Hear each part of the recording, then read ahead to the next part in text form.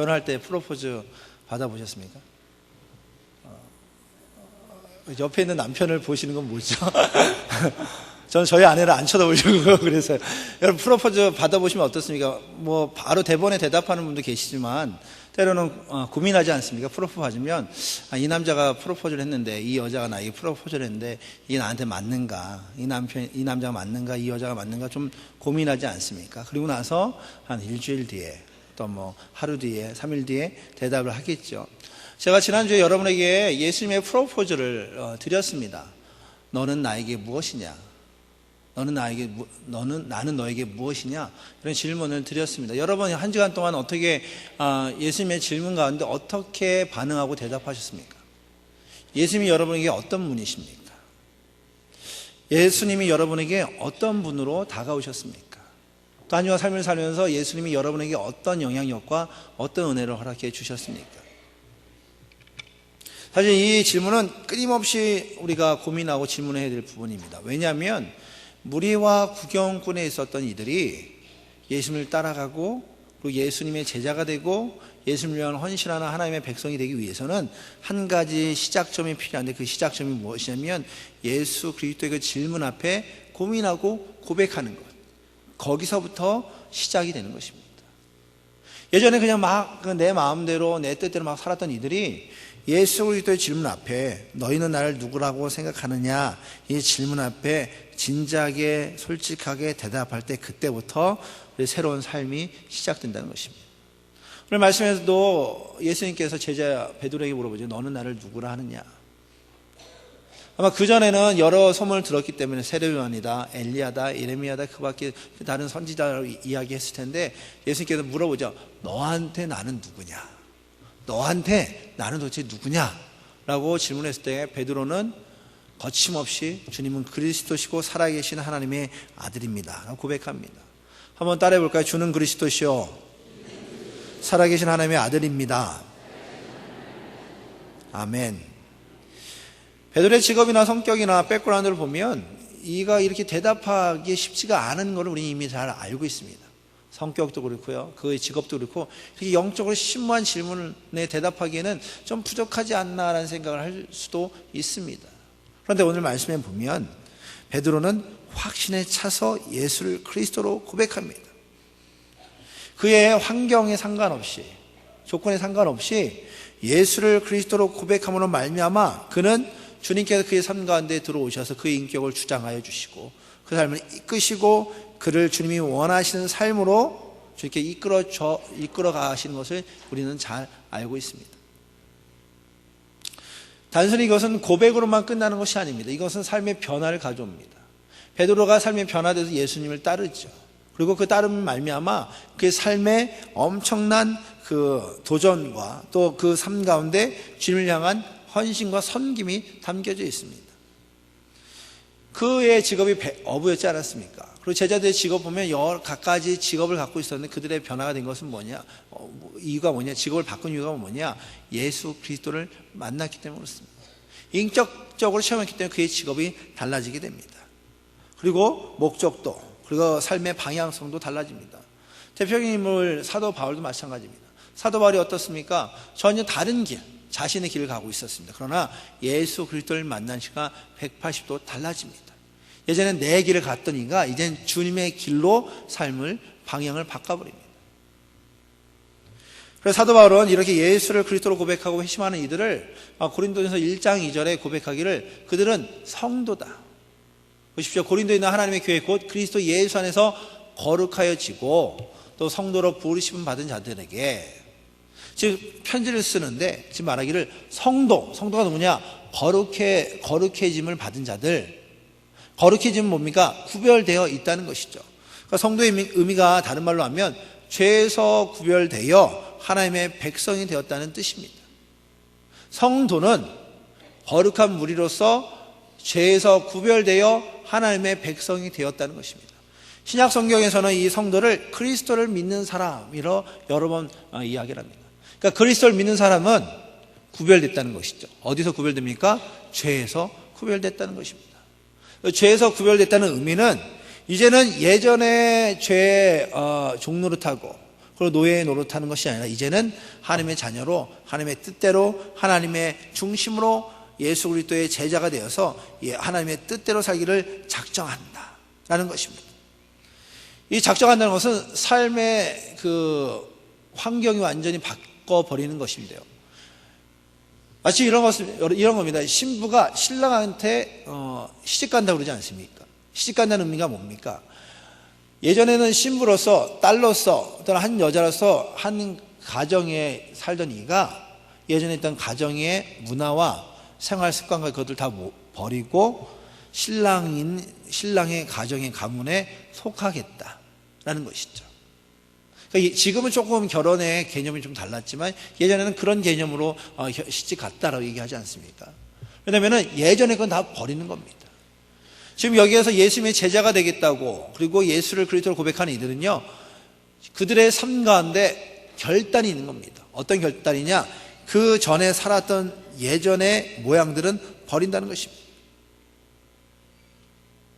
이 안에는 큰 결단이 있습니다. 왜냐하면 예전에 살았던 그 모임, 공동체 커뮤니티를 버린다는 것입니다.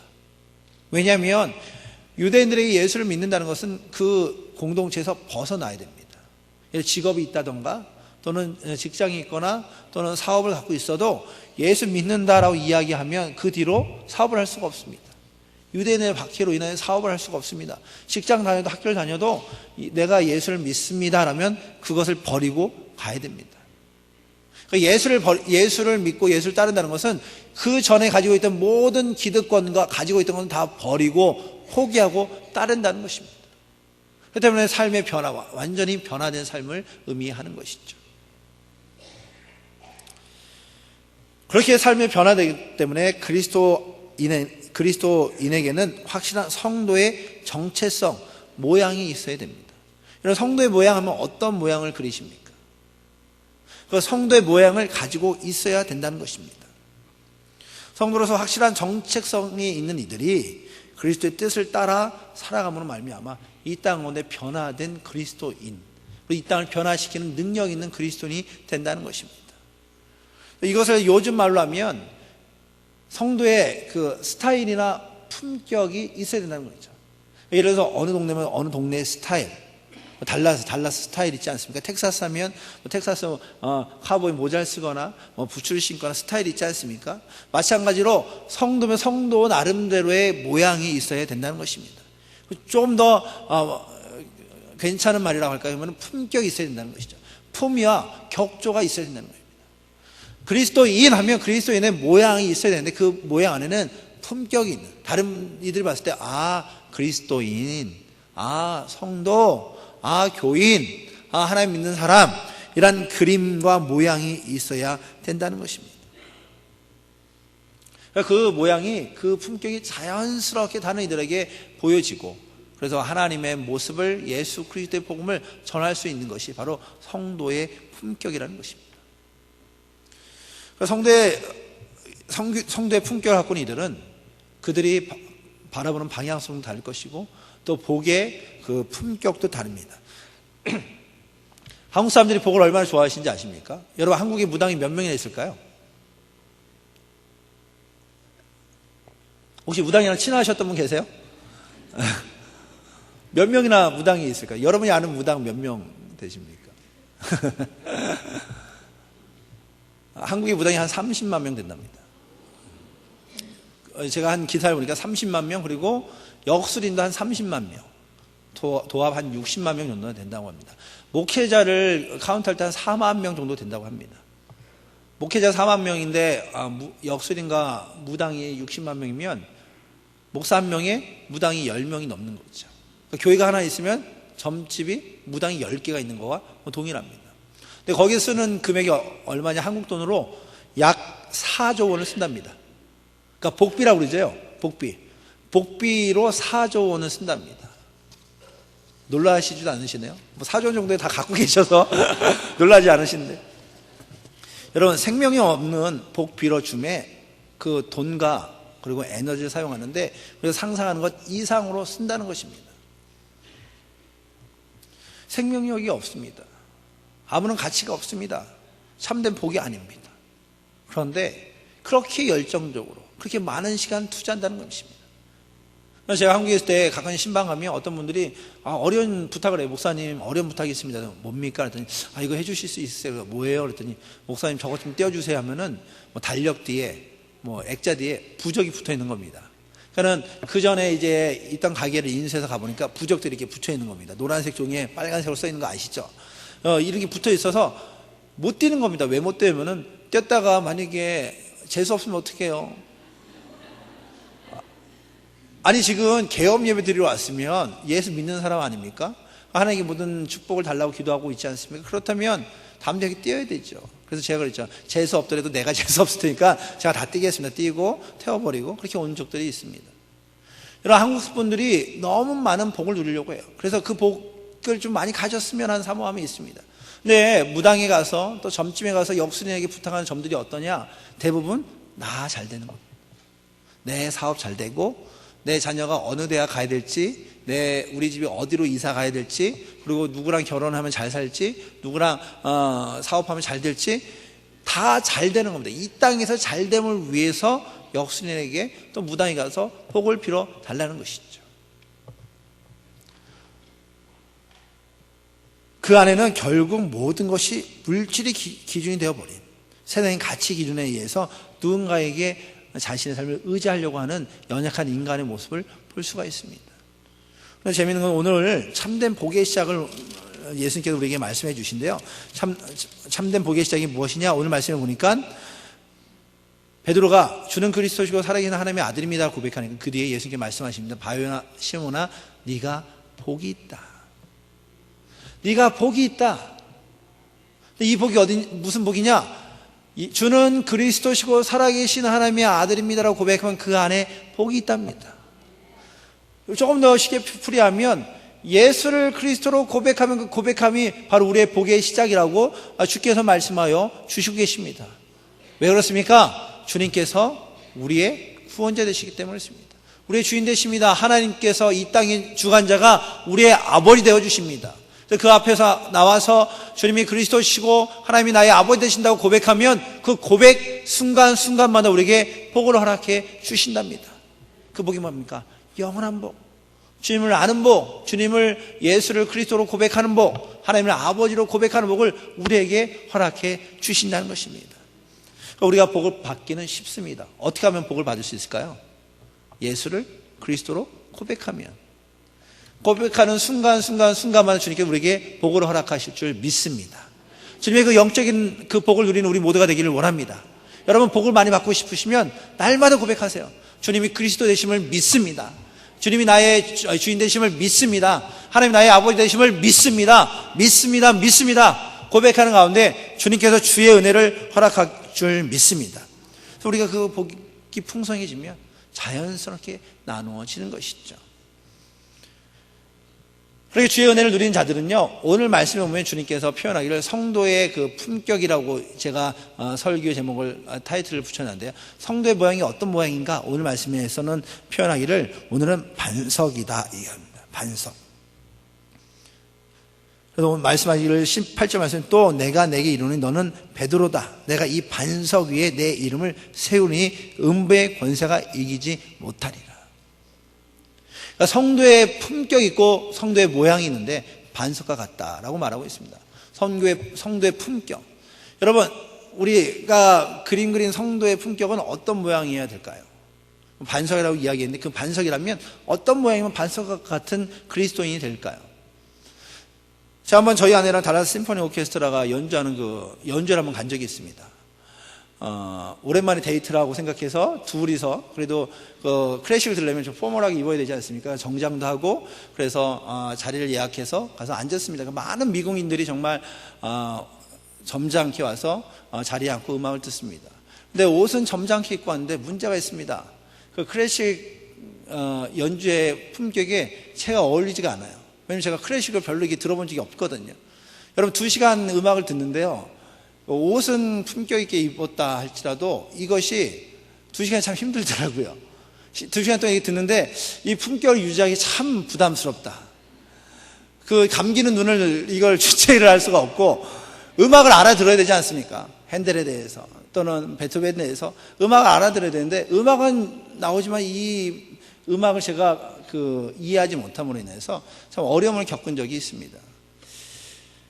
제가 그런 생각을 해봤습니다. 성도의 품격이 어떤 모양이면 품격일까? 그래서 제가 예배 시간에 좀 품격 있게 한 옷을 입으면 어떨까?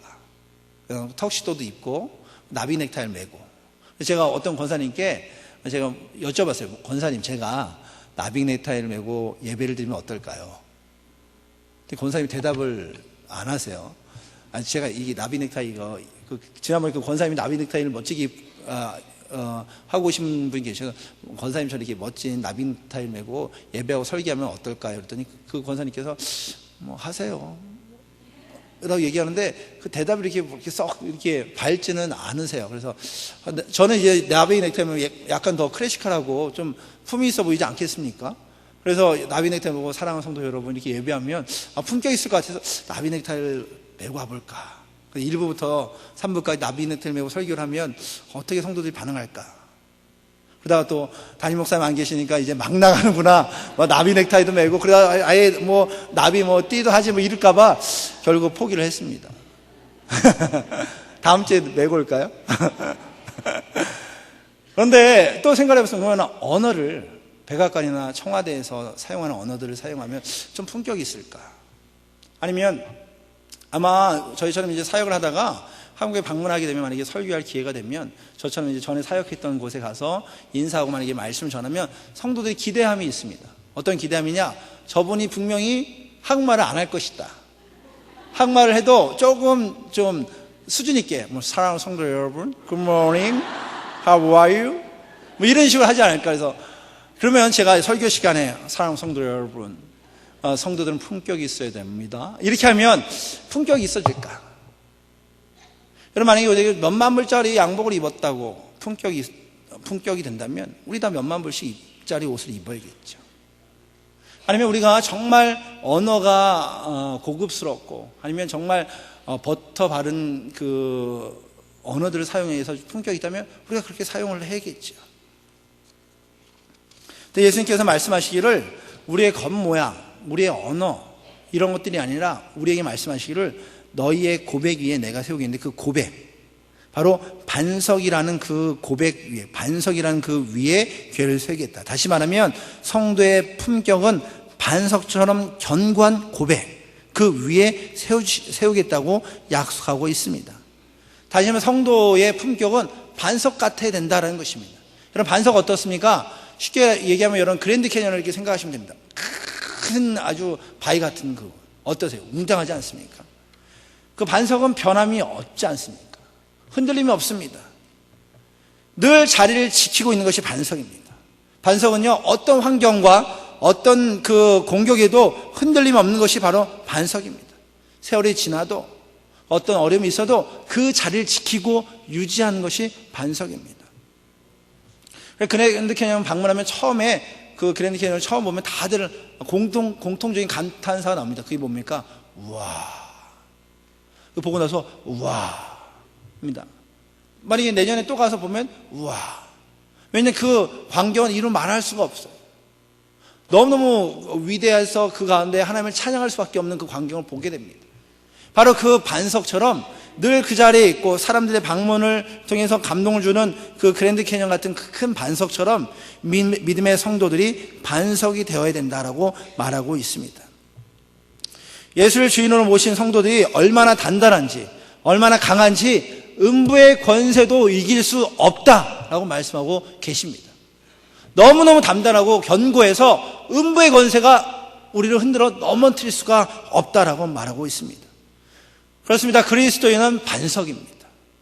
어느 정도 크기인지는 평가할 수 없지만 예수를 그리스도로 믿음으로 말미암아 고백하는 모든 이들은 반석이 되는 것입니다. 이 반석은 누구도 흔들 수가 없습니다. 아니 반석이기에 누가 보아도 성도임을 알 수 있는 품격이 그 안에서 흘러나올 수밖에 없습니다. 품격 있는 성도의 모습 때문에 그 모습을 통해서 지금도 살아계시는 하나님, 지금도 역사하시는 하나님, 그리고 성도들과 함께 동일하게 일하시는 성령의 그 모습을 우리의 모습을 통해서 자연스럽게 그리고 당연하게 보여줄 수밖에 없다는 것입니다. 사랑하는 성도 여러분, 예수를 그리스도로 고백하는 모든 이들이 반석처럼 견고한 성도임을 믿습니다. 저희 여러분이 이미 고백했기에 우리에는 누구도 흔들 수 없는 믿음의 성도인 줄 믿습니다. 흔들릴 수가 없습니다. 온전히 주님만 바라봅니다. 그것이 견고한 반석과 같은 성도임을 기억하시길 바랍니다. 두 번째, 반석은 반석입니다. 한번 설악산을 간 적이 있습니다. 제가 설악산을 처음 간 게 아마 고등학교 2학년 때 수학여행 때 갔습니다. 제가 수학여행 갔을 때 익히 소문을 들었습니다. 우리 그 친구들과 함께 설악산 가면 우리가 꼭 해야 될 일이 있다. 그것이 뭐냐? 흔들바위를 흔들어야 된다. 또 언제까지 흔들어야 되냐? 그것이 떨어질 때까지. 그래서 우리가 의기투합을 했습니다. 가면서 야, 우리가 설악산 올라가면 꼭 흔들바위를 흔들어서 떨어뜨리자. 우리 반 한 반이 다 흔들면 분명히 떨어질 것이다. 그리고 설악산 입구에 내려서 올라가는데 막 씩씩거립니다. 우리의 목적이 있어요. 가서 흔들바위를 흔들어 떨어뜨리는 겁니다. 씩씩해서 그래서 이제 흔들바위까지 가서 이제 흔듭니다. 맨 처음에 한두 명 흔들립니다. 그래서 흔들리네? 한 반이 막 다 흔듭니다. 그래서 그 흔들바위가 어떻게 됐을까요? 아직도 그 자리에 있습니다. 우리 생각에는 몇 명이 흔들면 흔들 수 있는 게 흔들바위라고 생각을 했습니다. 사실 그렇습니다. 이게 조금만 흔들리면 흔들리네? 흔들릴 수 있겠다? 생각을 합니다. 그러다가 이거 잘하면 떨어지겠네? 라는 생각도 할 수 있겠죠. 반석이 반석인 줄 모를 때는 조그만 비바람이 몰려와도 겁을 먹습니다. 근데 반석인지 모르니까 조그만 비바람이 와요. 바람만 불어도 겁을 먹습니다. 왜냐? 내가 반석인지 모르기 때문에. 예수님의 제자들이 그랬습니다. 예수님과 함께 배를 타다가 풍랑을 만났습니다. 풍랑을 만나다가 그 풍랑을 보고 겁 안 죽게 되니까 막 두려워 떱니다. 주님이 함께 하심에도 불구하고 주님께 와서 주님 큰일 났습니다. 우리가 죽게 됐습니다. 주님과 함께 했음에도 불구하고 말이죠. 그런데 그런 이들이 자신이 반석임을 알고 예수 그리스도의 십자가와 부활과 승천과 성령의 역사함을 경험하고 나서는요, 그 연약한 자들이 복음의 전사가 됩니다. 복음의 자신의 삶을 내어놓습니다. 복음의 반석이 되는 것이죠. 예전 연약했던 이들이 이제는 흔들리지가 않습니다. 왜냐? 내 자신이 성도임을 알기 때문에. 그리고 반석임을 깨닫고 나서는 그들은 겁이 사라졌습니다. 어떤 폭풍과 와도 어떤 시험이 와도 그 안에 약해지지 않고 강한 성도의 모습을 그들은 유지하고 끝까지 싸워 승리하는 것을 보게 됩니다. 반석은요, 겉모양이 반질반질하다고 반석이라고 말할 수가 있는 것이 아닙니다. 반석은요, 그냥 그 반석 자체가 반석인 것입니다. 그 자체가 반석입니다. 겉모양이 있기 때문에 그 반석은 반석이라는 본질 때문에 강한 것이고, 성도는 성도라고 불려지기 때문에 그 안에 능력이 있고 힘이 있는 것입니다. 다시 말하면 성도라 하면 그 성도라는 이름에 걸맞게 살아야 된다는 것이죠. 반석이면 반석답게 살아야 됩니다. 왜냐하면 세상에서도 반석은 반석이길 원합니다. 세상 사람들도 예수 믿는 사람, 교회 다니는 사람, 그리스도인, 성도라고 생각하면 성도면 이렇게 살 거야. 그리스도이면 이렇게 살 것이지. 또 교회 다니면 이런 모양이 있을 거야 라고 기대하는 바가 있다는 것이죠. 그래서 성도라고 불려지는 그리스도인은 세상에서도 신뢰 있는 삶을 살아야 됩니다. 직장에서도 어느 누구보다 저 사람에게 일을 맡기면 저 사람은 반드시 할 거야. 누구보다도 저 직원에게 맡기면 내가 믿음이가 신뢰가 있어. 왜냐? 예수 믿는 성도이기 때문에 그 신뢰감이 그 안에 흘러넘쳐야 됩니다. 비즈니스하는 이들도 마찬가지입니다. 우리 사업하는 삶 가운데서도 사업을 해도 다른 사람은 나를 속일 것 같고 다른 사람은 믿어주지 못하는데 그래도 저 사람, 저 김 사장, 저 이 사장 내가 믿을 수 있다. 왜냐하면 교회 다니잖아. 예수 믿잖아. 하나님 믿는다 그러는데 내가 저 사람은 믿을 수 있다. 그래서 해리안지에서 다른 이들보다 예수 믿는 이들, 중앙역 감리교를 다니는 그 사업처들은 믿을 만한 사업처다. 신뢰하는 곳이다. 그래도 거기 가면 그래도 흔들리지 않는다. 거기 가면 괜찮다라는 소문이 나야 된다는 것이죠. 자녀들과 성도들 간에도 마찬가지입니다. 그 안에 신뢰가 다른 무엇보다도 우리 엄마 아빠가 예수 믿기 때문에 교회 다니기 때문에 예배 드리기 때문에 우리 엄마가 믿는 예수님, 내가 그래도 예수 믿는 우리 엄마 아빠는 내가 믿을 수 있다. 우리 공동체 안에 속해 안에서도 우리가 예수 믿기 때문에, 성도이기 때문에 서로 신뢰가 가고 서로 사랑이 되고 서로 협력하고 서로 격려하고 서로 하나님의 마음을 품고 하나님의 나라를 꿈꾸는 그 공동체가 되어야 된다는 것입니다. 왜냐하면 우리는 성도이기 때문에. 바라기는 우리 모두가 그러하기를 원합니다. 우리 직장에서도, 우리 사업터에서도, 우리 가정에서도 우리가 예수 믿는 성도로 말미암아 반석 위에 세워진 교회처럼 견고히 세워져서 다른 이들에게 하나님의 살아계심을 전하고 성도의 품격을 나누는 우리 모두가 되기를 주의 이름으로 축복합니다. 근데 요즘 그리스도인의 모습을 보면요, 반석 위에 세워져야 됨에도 불구하고 많은 이들이 흔들리고 있습니다. 세상 사람들은 그리스도인하면 좀 반석처럼 든든해 서 있기를 원하는데 그러지 못하고 많은 이들이 흔들리고 있습니다. 거룩하고 강력한 영향력을 끼쳐야 함에도 불구하고 그러지 못하고 흔들리고 넘어지고 실패하고 힘을 잃어버리고 교회가 힘을 잃어버리는 경우들을 많이 본다는 것입니다. 왜 그러냐? 그 일을 누가복음 6장에서 예수님께서 말씀하고 계십니다. 6장 46절 말씀인데요, 한번 같이 읽어보겠습니다. 너희는 시작.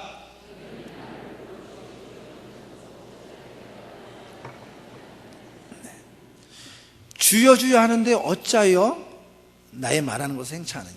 이 말씀은 여러분 알고 있는 반석 위에 지은 집과 모래 위에 지은 집을 비유로 이야기하면서 예수님께서 말씀하십니다. 반석 위에 지은 집은 어떤 폭풍 가운데도 넘어지지 않는다는 것이죠. 근데 모래 위에 지은 집은 어떻습니까? 조금만 바람에도 쓰러지지 않습니까? 마치 아기돼지 삼형제의 이야기와 동일합니다. 대충 쉽게 세워놓으면 거기는 흔들려 넘어집니다. 근데 견고하게 세우면은 어떤 공격에도 넘어지지 않습니다. 입으로 주여 주여 하고 있지만 그런데 주님의 말씀대로 행하지 않는 것, 그러므로 말미암아 그들은 너무 쉽게 지은 모래 위에 지은 집같이 조그만 유혹과 시험 가운데서도 넘어지는 성도의 품격을 잃어버리는 모습을 보게 된다는 것입니다. 이것을 후한 오르티즈 목사님의 제자입니까? 라는 스터디셀러, 정말 많은 사람들이 보았던 그 책에는 그 흔들리는 그리스도인의 모습을 이렇게 설명합니다. 아무리 훌륭한 예배당에서 경건한 예배를 드리고 감동적인 설교를 듣고 열정적인 찬양을 한다 해도 예배당 나서는 순간 다시 세속적인 인간이 되어 버린다. 이 안에선 반석처럼 살아요. 성도의 품격을 유지하는데, 근데 이 성도의 품격을 유지하며 예배드리고 찬양하고 헌신하고 섬겼는데, 근데 세상에 나가기만 하면 모래 위에 지은 집처럼 세속적인 인간이 되어 버렸다는 것입니다. 그래서 영적인 갓난아이 같다. 그러니까 영적인 갓난아이가 너무 많으니까 교회가 코아원이 되어 버렸다는 겁니다. 영적인 아이들이 너무 많으니까 누구가 케어할 수 없으니까 코아원이 되었답니다. 강력하게 세상을 변화시키고 강력하게 세상을 이끌어가야 되는 교회임에도 불구하고 영적인 유아들 때문에, 아기들 때문에 교회는 고아원이 되어버리고 그 제자가 되지 못하는 성도들로 말미암아 교회는 한낱 종교 의식소 그리고 사교 클럽이 되어버렸다. 세상에서도 교회는 반석이기를 원합니다. 어떤 그 세상적 가치기준에도 흔들리지 않기를 원하고 있습니다.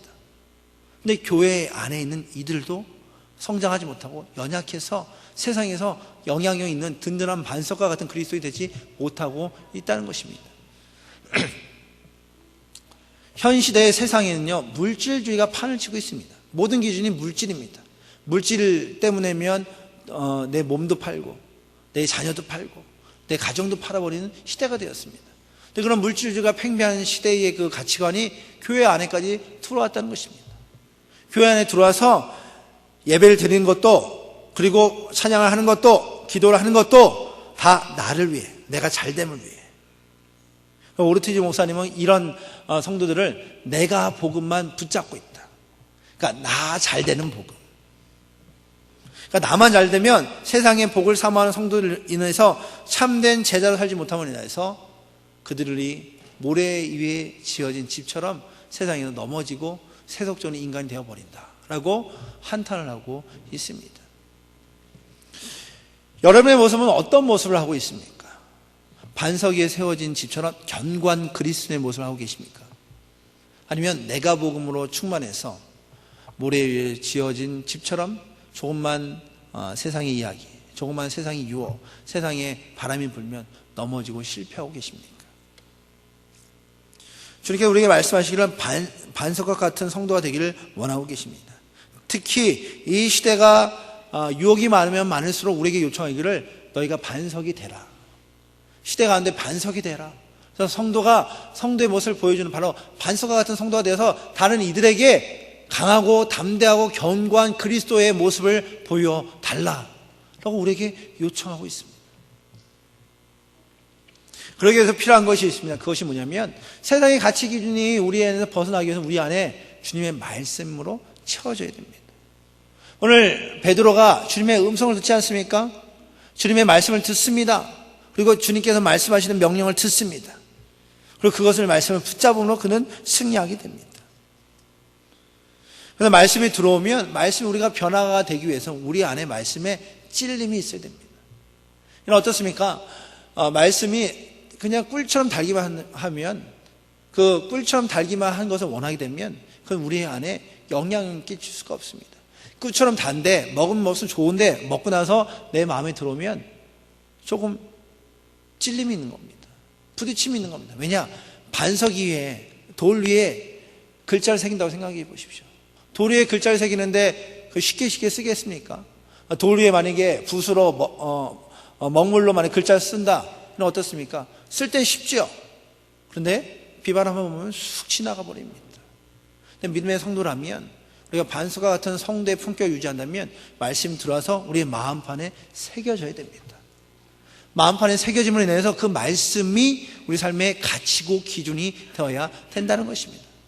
말씀이 가치고 기준이 되면 그 말씀이 들어왔을 때는 찔림이 있고 아픔이 있지만 말씀이 새겨짐으로 인하여 우리는 이제는 흔들리지 않는 견고한 그리스도인으로 이 땅에서 승리하게 되는 것입니다.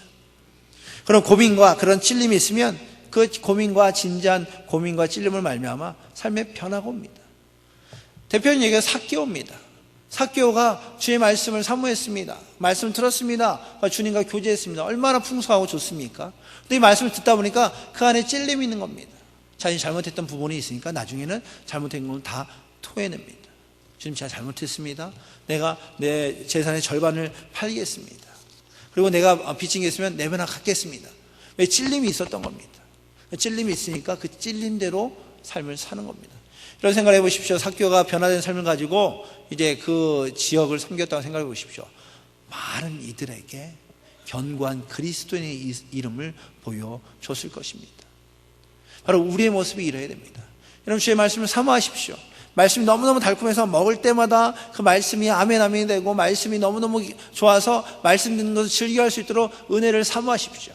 근데 그 말씀이 달콤한 말씀이 내 마음판에 들어오면 그 마음판에 내 마음을 찔리고 때로 마음을 부담스럽게 하고 또 심각한 고민하면서 정말 주님의 뜻이 무엇인지 주님이 원하신 무엇인지 다시 한번 고민하며 삶을 점검할 수 있는 기회를 허락해달라고 기도하십시오. 여러분, 한번 새겨지면 지워지지가 않습니다. 여러분, 비석에 있는 글자들이 지워진 거 보셨습니까? 지워지지 않지 않습니까? 그것처럼 하나님의 말씀이 우리 안에 들어와서 내 말씀 가운데 새겨지면 반석 같은 성도로 말미암아 어디 가든지 하나님의 가치관, 하나님의 영향력을 끼치는 믿음의 성도들이 된다는 것입니다. 그렇기 때문에 그리스도인이라는 것은 단순히 액세서리가 아니에요. 마음판에 새기는 게 액세서리입니까? 삶의 중심이 있죠. 전부죠. 생명입니다.